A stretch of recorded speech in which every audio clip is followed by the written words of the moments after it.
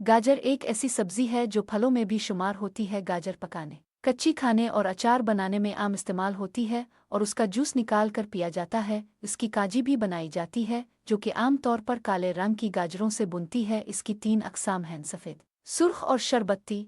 काला गाजर का हलवा भी बनाया जाता है। उसके अज्जा में नशास्ता, फौलाद, प्रोटीन, ग्लूकोज और विटामिन ए, पीएच और ई शामिल हैं। इसका मिजाज गर्म तर होता है। कुछ अतबा ने इसे मुतदिल करार दिया है। इसकी हसब ज़ैल खुसूसियात और फ़वाइद है। गाजर का मुरब्बा सोने आ चांदी के वरक के हमरा खाना बेहद फरहत बख्श और मकवी होता है। गाजर के जूस का एक गिलास हमरा चंद गिरी बादाम हर सुबह पिया जाए तो बेहद ताकत देता है। अगर सर्दी ज़्यादा हो तो थोड़ा गर्म करके पिया जाए। इससे काजी बनाई जाती है जो नमकीन और मज़ेदार मशरूब है। काजी भूख बढ़ाती है और गर्मी की शिद्दत को दूर करती है और खाना हज़म करती है। यूँ समझिए कि गर्मियों का बेहतरीन तोहफ़ा है, वो भी अगर मुयस्सर आ जाए तो।